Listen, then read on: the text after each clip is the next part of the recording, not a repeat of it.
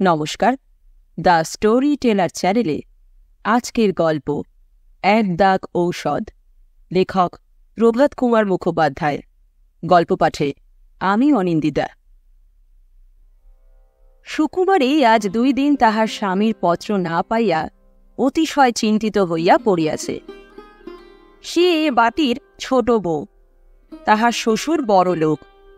তাহাকে কোনো সাংসারিক কাজ করিতে হয় না, খালি অনেক উপন্যাস পড়িতে হয়, বড় জায়ের সঙ্গে ননদ দুটির সঙ্গে গল্প করিতে হয়, তাস খেলিতে হয়, মধ্যে মধ্যে ঝগড়াঝাটিও করিতে হয়। সুতরাং স্বামীকে পত্র লেখা ও পত্র পাওয়া সুকুমারীর দৈনন্দিন জীবনের একটা প্রধান কাজ। আরেকটা কাজ তাহার আছে, সেটা বড্ড প্রীতিকর নহে। তাহাকে অনেক ঔষধ খাইতে হয়, কারণ মাঝে মাঝে কম্প দিয়া তাহার জ্বর আসে। সুকুমারী যে স্বামীর পত্র না পাইয়া ভাবিতেছে, তাহা বাড়ির বিড়ালটা পর্যন্ত অবগত ছিল। আজ বেলা 10টার সময় সুকুমারী কাপড় ছোপাইবে বলিয়া শিউলি ফুলের বোটা কাটিতে বসিয়াছিল। এমন সময় তাহার ছোট ননদ মন্না আসিয়া বলিল, ওলো, ভেবে মরছিলি, এই নে তোর বরের চিঠি এসেছে। সুকুমারী আগ্রহের সহিত চিঠি লইয়া নিজের শয়ন ঘরে পলায়ন করিল। চিঠি খুলিয়া যাহা পড়িল, তাহাতে তাহার মাথা ঘুরিয়া গেল। চিঠি এইরকম: সুকুমারী, আমি নিদারুণ মনস্তাপে দগ্ধ হইতেছি। আমি তোমার প্রতি বিশ্বাসঘাতকতা করিয়াছি। আমি আর তোমার ভক্তিযোগ্য স্বামী নহি। আমার বুদ্ধিভ্রংশ হইয়াছিল। কুসঙ্গের দোষে প্রলোভনের বশবর্তী হইয়া অতি গর্হিত কার্য করিয়াছি। সব কথা পত্রে লিখিবার নহে, সাক্ষাতে বলিব। আজ সন্ধেবেলায় বাড়ি আসিব, অকপটে তোমার কাছে সব বলিব। তোমার ভালোবাসা যদি আমায় ক্ষমা করিতে পারে, তবেই আমি আবার আমি হইব, নচেত সব ফুরাইতেছে। তোমার হতভাগ্য অবিনাশ। পত্রখানি প্রথমবার পাঠ করিয়া সুকুমারী বুঝিল একটা কোনো ভয়ানক জিনিস ঘটিয়াছে, কিন্তু কি ঘটিল ভালো উপলব্ধি করিতে পারিল না।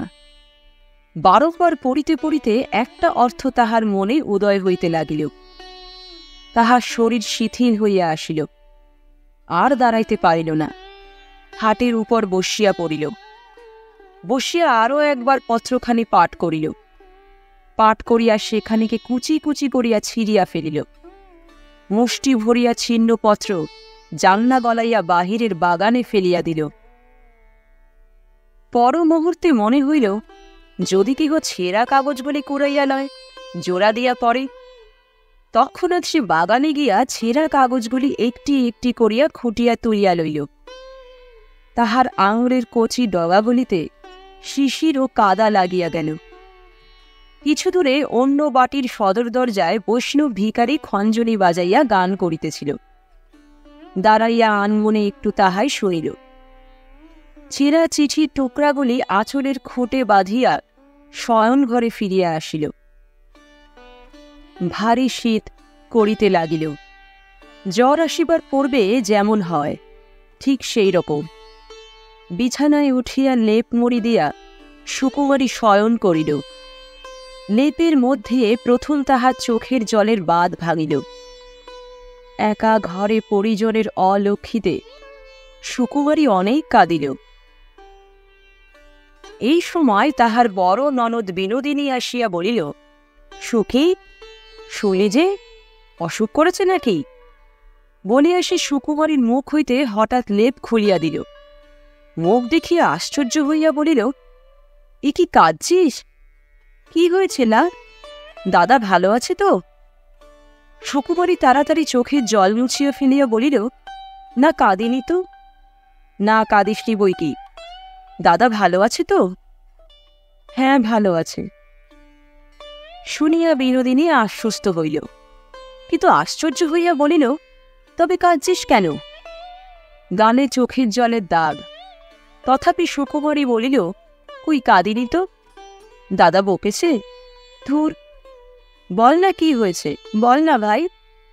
সুকুমারী বিরক্ত হইয়া বলিল, কিছু হয়নি, হবে আবার কি?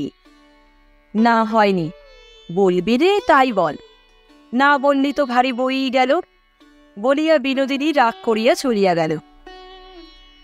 সুকুমারী একা হইয়া আবার লেপে মুখ ঢাকিল। ভাবিতে লাগিল, সত্যি যদি তাহা হইয়া থাকে তবে তো সবই শেষ হইয়াছে, সবই গিয়াছে। সে স্বামীকে আর কেমন করিয়া স্পর্শ করিবে, যত্ন করিবে, সেবা করিবে? সে কি করিবে? তাহার একই হইল, এই সর্বনাশ তাহার কে করিল?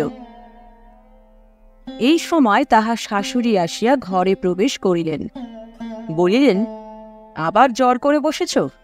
বেশ করেছ। কি কুপথ্যি করেছিলে? আবার তেঁতুল আচার খেয়েছিলে? সুকুমারী লেপের মধ্য হইতে কাঁপিতে কাঁপিতে বলিল, তেঁতুল আচার তো খায়নি মা। খাওনি তো কি করেছিলে? এত করে বারণ করি ভিজে মাথায় শুয়ো না, তা শুনবে কেন? ভাতটি খেয়েই চুপ করে শুয়ে পড়ো, যা খুশি করো বাছা। গা কি খুব গরম করেছে? ভারী শীত করছে?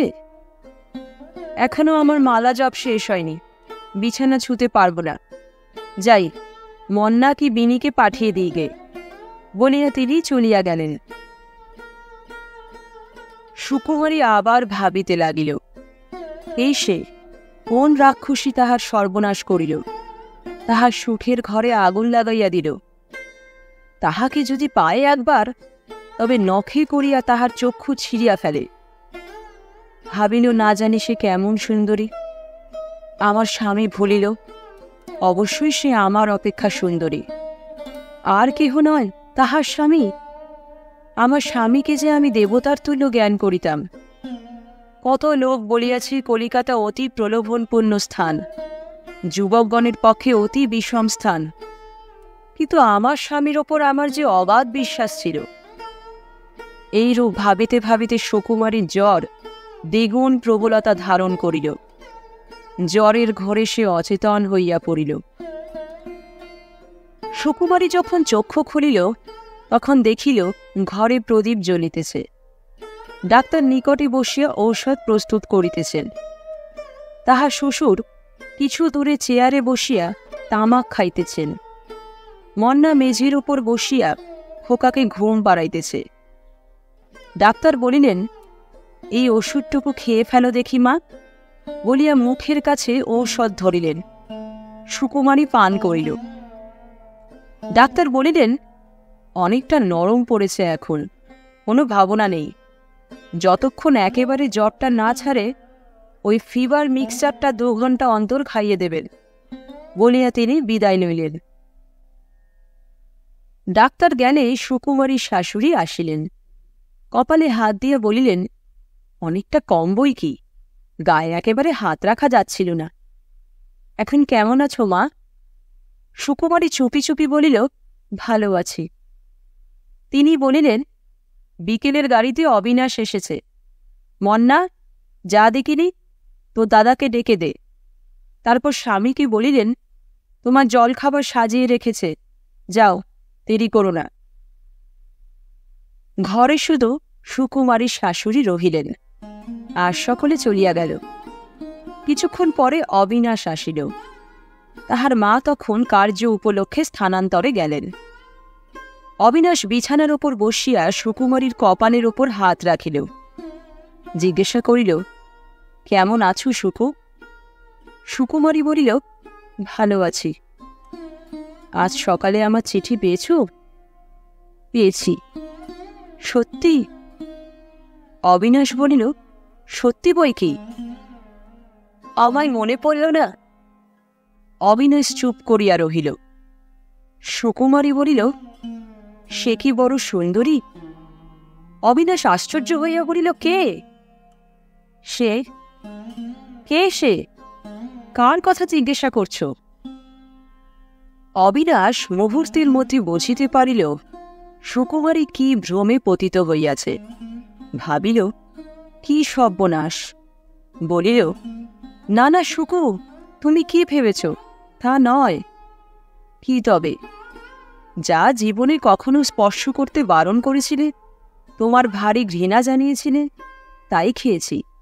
মদ খেয়েছি, বেশি নয়, উপরোধে পড়ে এক চুমুক মাত্র খেয়েছি।